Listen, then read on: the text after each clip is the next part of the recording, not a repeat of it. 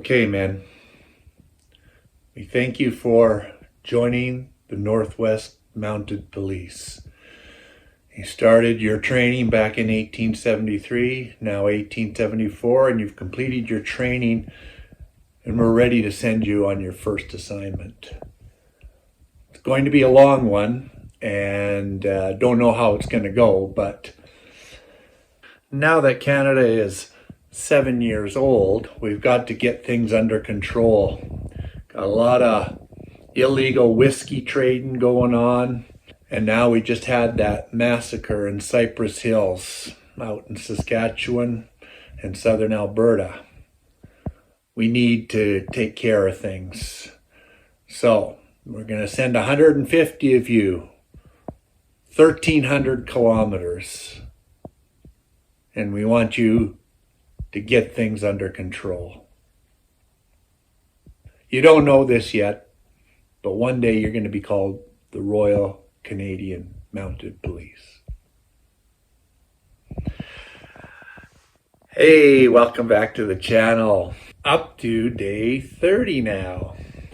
And we are going to be traveling from Kenora, Ontario to Carlyle, Saskatchewan.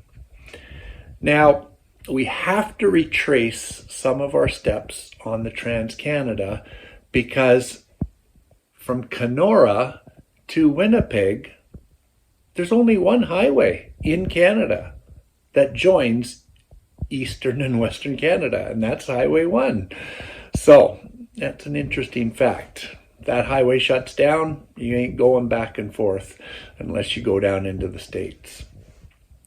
Well, we stopped in Winnipeg for coffee and then continued on, but after Winnipeg we had choices. So we chose to go to the Redcoat Trail.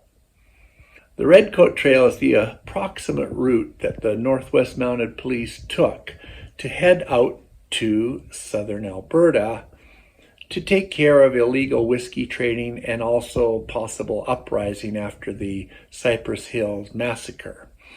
Now, the journey was not very well planned or organized, and they left at the wrong time of the year, so it was an extremely unpleasant time for them. But this highway, which is mostly Highway 13, traces the route that they would have taken.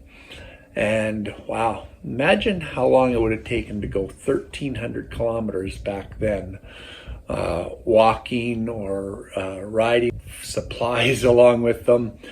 It was an arduous journey for sure. Now, as we rode along, the scenery was very nice. Of course, a lot of Saskatchewan is fairly flat, and always we come across the one tree in the middle of a field. I don't know what that is about, but there it is again. There was a marker to show the Redcoat Trail, a nice statue here, and there's not a lot of population along the Redcoat Trail, and so our choices for lunch stops were limited to actually one place in Glenboro, Manitoba, at the Spruce Woods Inn. Had quite the fancy looking menu for this little diner here, but the food was good, and it was a good stop. We continued on, and they still have some old granaries standing, and then that's intermixed with some more modern structures, as you can see in the pictures here as we continued traveling along the Redcoat Trail. Partway along, Larry and Delia were getting tailgated by this semi. No idea why, but he was just right on their tail.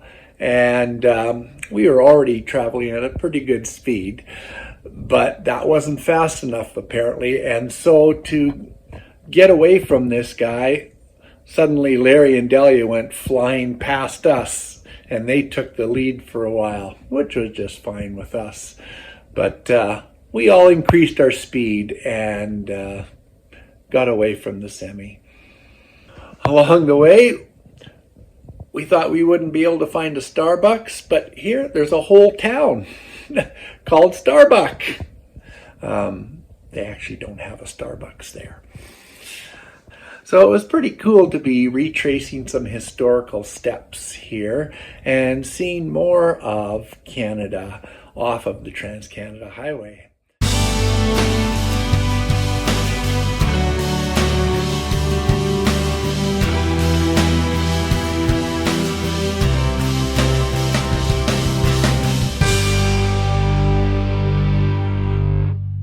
Well, I hope you enjoyed this video.